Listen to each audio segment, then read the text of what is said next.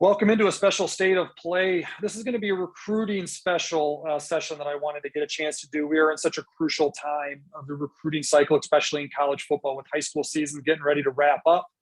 College football being in the middle of their seasons, getting close to kind of the end of the conference seasons, and people getting ready for the bowl games on the horizon. But today, a really special guest, friend of mine, Joe Butler from Joe Butler's Metro Index, based out of Pittsburgh. I've known Joe for a good amount of years now. I got to know him when I was coaching.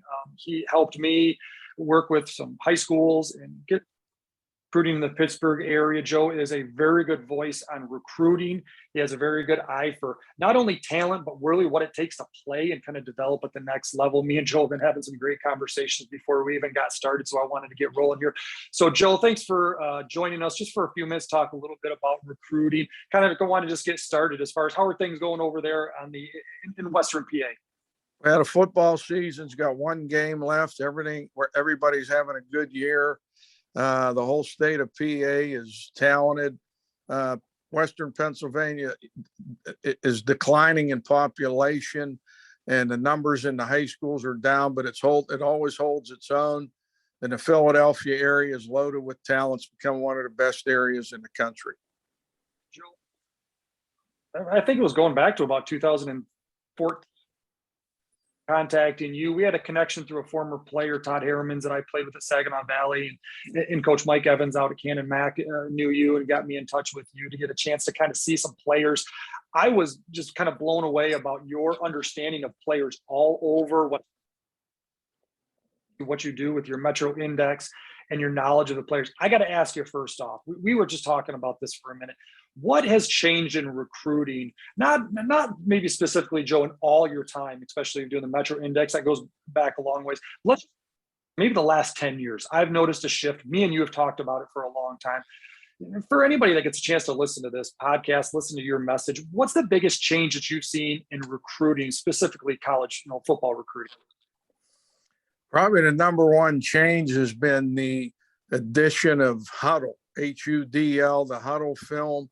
Years ago, there was DVDs and VCR. It was hard to get film. You had to mail it to the collegiate coach.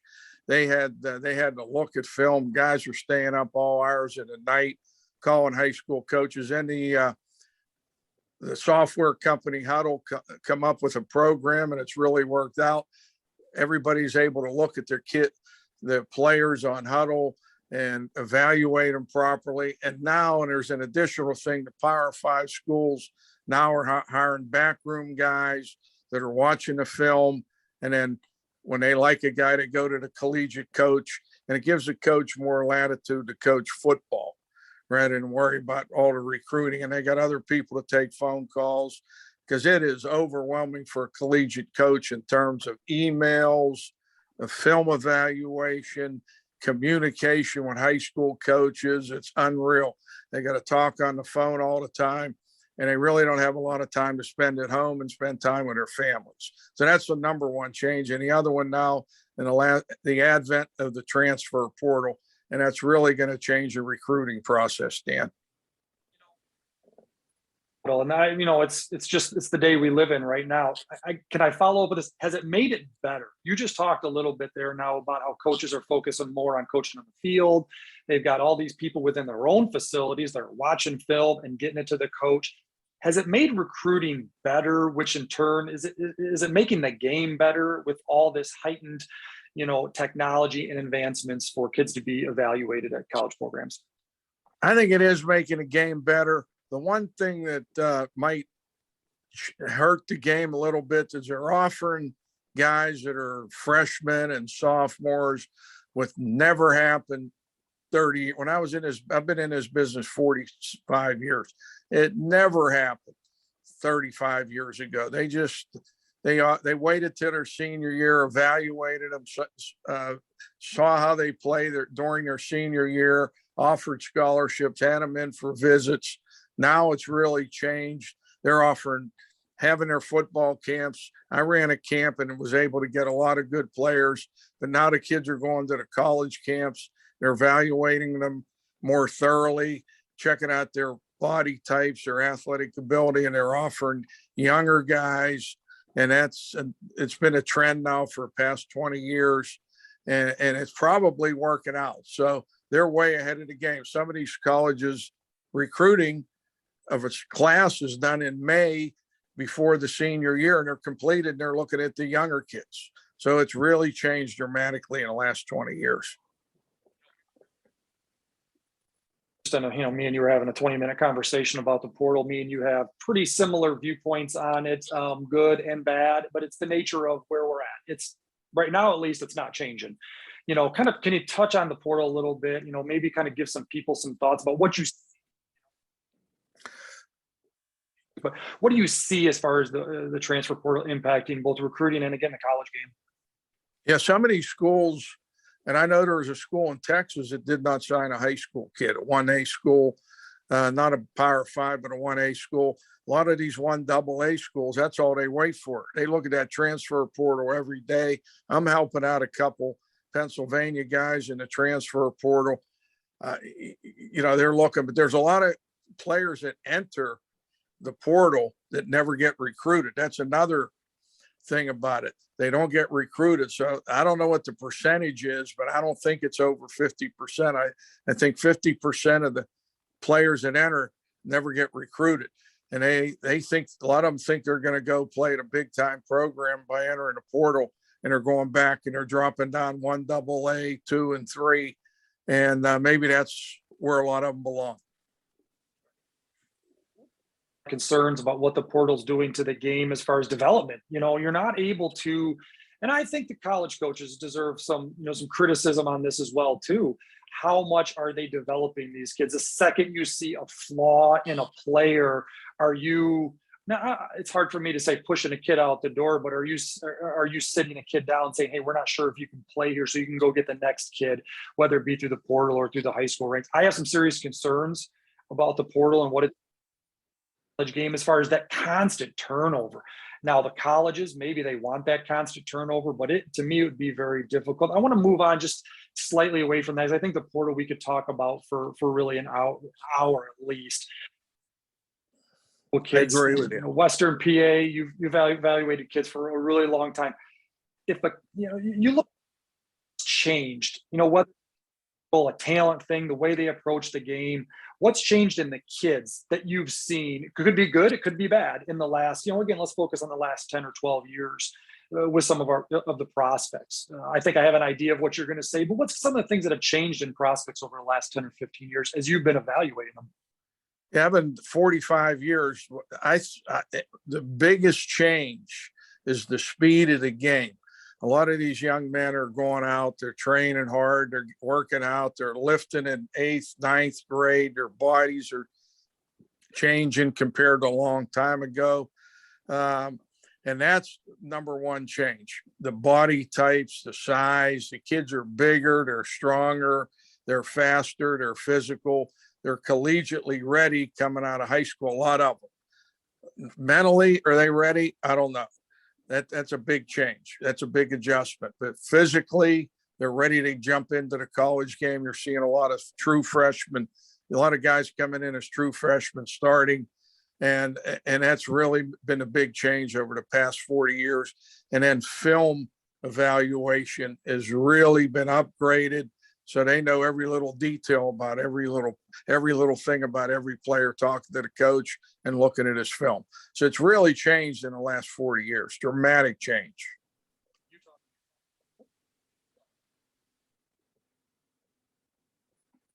And going through your senior year, because I'm a big believer in high school sports and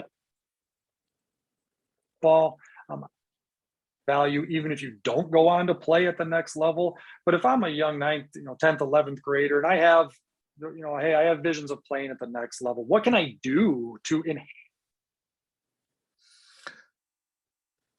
I get to that point of being a. Yeah, the best thing for these young guys to do is don't worry about, I think too many young players, they put up on their Twitter accounts how many offers they have. I'm a 3-star. I'm a 4-star. I don't like the star system. It labels a kid. I'm just evaluate the kid. If he's good, he's going to move up. You're talking about a 16-year-old young man. Everybody's different at 16. Some guys develop, their bodies develop, and then other players don't.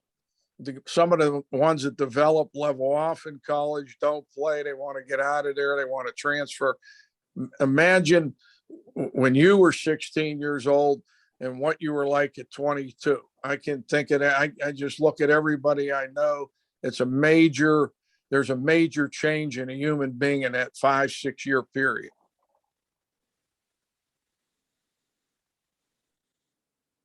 To wrap up here, they put you in charge of college football. Joe Butler becomes the college football, you're doing to improve the game. And it could be within recruiting, it could be within the game. What's something that you would do to change the game in a positive direction? Change college football, to change it in a positive direction would be to focus in, Dan, this isn't slighting anybody, the kids to focus in on getting their education. There's so many, the big thing that people fail to realize is like 1 out of 2 players that go on to college do not finish at that school. They either get injured, they get academic shortcomings, they want to transfer, they want to leave, they don't like football anymore, they get a girlfriend. It's really under evaluated and an overlooked part of the recruiting process, and they just don't love the game anymore. College football is tough. It's very different than going home at 6 o'clock at night when you're done your high school practice and the dinner's on the table. You go to college, you got to make dramatic changes to adjust to the collegiate program. Of the day, that's probably the biggest thing that I saw change even as a coach. It seems like academics weren't as big of the focus as far as the next level, even from the times. They would come in and they would talk to me about football first and academics being a fallback. And I would look at them like, there's like, I was a Division II coach at the time, or even when I was at North Dakota State, like there's a really good chance, you're not going to play in the NFL, coming through that as a coach. But it does seem like for a lot of fans, almost become the safety net. It kind of should almost be reversed. If you put yourself in a position to get an education while playing football and 30, 40 years, and oh, by the way, if you're good enough to play in the NFL, awesome. And flipped, what changed that mentality? What changed that mindset in your experience, in your opinion? I think opportunities, the young men see that these D2 and D3 guys are playing pro football. They can go to the Canadian League and play that XFL. And it's a dream. It's a dream come true. Hey, I want to play in the NFL. They see their friends, and the focus is off the academic, but they forget that diploma is very valuable. That diploma catapults you into job opportunities, and playing football and making friends and alumni from your school or everywhere. It can create opportunities for you to get a job or whatever. But the diploma is very valuable, and a lot of guys want to go back and they quit playing football, but they want to go back and get their degree because it's a very valuable asset. It stays with you for the rest of your life. I can go back to college. Those were great times. So if I could do anything to find a school that would take me, I would certainly go back. But I appreciate, your insight and your message is what I think it's unbelievable. We've known each other for a good while, and we kind of share some of the same values. I think it'll be really valuable for families. And I will just say this, if there's any college programs out there looking for help, Joe Butler and Joe Butler's Metro Index is really the pinnacle of trying to recruit and evaluate not only players, but the right fit to come into your program. So if there's any college programs that get a chance to listen to this, if I have, any influence over anybody, and everyone get in touch with Joe Butler and get a chance to. I'm realistic. I'm very realistic in my evaluations. I look at a guy young. I don't want to hold you up on your podcast here, but I look at a guy and I'd rather see him go down, drop down a notch and play and have a fun and have a great career rather than go above and beyond their capacity of evaluation. And then they sit and they want to leave and they're unhappy. And it really has an adverse effect on their academic outlook towards getting a degree and a diploma. So, go where you can play and don't worry about playing D2 and D3. Because if you're great, look at what's that Ryan Ramczyk is the highest paid right tackle in the NFL, started at Wisconsin Whitewater, transferred to Wisconsin, the Wisconsin Badgers, and now he's the highest paid right tackle for the New Orleans Saints. So anything can happen. Just work hard, keep your nose clean, study hard, and you'll be successful. Brought great value to me in our program that I was associated with. So again, I would recommend anybody to Joe Butler's Metro Index if they're looking for the right fit. If you're just looking for a dude, you can find any social media site and you can look up all the different sites to find that. But Joe, you've done a great job. I'm going to put you on the hot seat. I know you got a lot of friends in the high school coaching ranks in Pittsburgh. You pretty much know everybody and everybody knows you, but I'm going to put you on the hot seat. Who's winning the Whoopial championship this year? Who's going to get it done? Boy, that's a tough question. Central Catholic's really good, but Mount Lebanon, the community where I'm from, is really sticking out. They're well coached. They got a lot of good offensive linemen. They can control the line of scrimmage. They got a quarterback that can is a game manager with a good arm. So they have a very good football team this year. I think they got a great shot of winning it. Maybe even go on to the state and have a great shot of winning the state championship here in PA. Talking a little bit, I think recruiting, especially for the 23s, is not only, it's already started. They're definitely, kind of getting cranked up, like you said. Colleges have been on them for a while, but it's really going to get heated here in the next couple of months, in my opinion. I think a few thoughts and insights that you brought will maybe help. Hey Dan, they're going to come out. The colleges are looking at 23 grads, but they're going to start right after Thanksgiving. They got 3-week period of recruiting. They're going to hit the schools. They're allowed to evaluate. It's a live period. Then they come back in after like January 10th, the convention, the championship game, they come in. So it's coming up here real quick. It's going to be high level recruiting, and the player should know where he's going by the 22 grads should know where they're going by Christmas time. They should have a great idea who's recruiting them, and they should probably have a decision made by the middle of January. I appreciate you coming on. I appreciate you kind of giving some of your thoughts and insight. Me and you will obviously be talking a lot, but again, definitely recommend anybody interested in college programs that are looking for a little bit of help. All right. Thanks, Dan. You take care. Thanks a lot, Joe. Yeah, and we appreciate everybody getting a chance to come on and talk a little bit about recruiting today. If you have any other questions for me or anybody that I can help assist through the process, reach me at getaren.com. That's GETAREN.com. And until we get a chance to talk a little bit more, we'll see you again soon.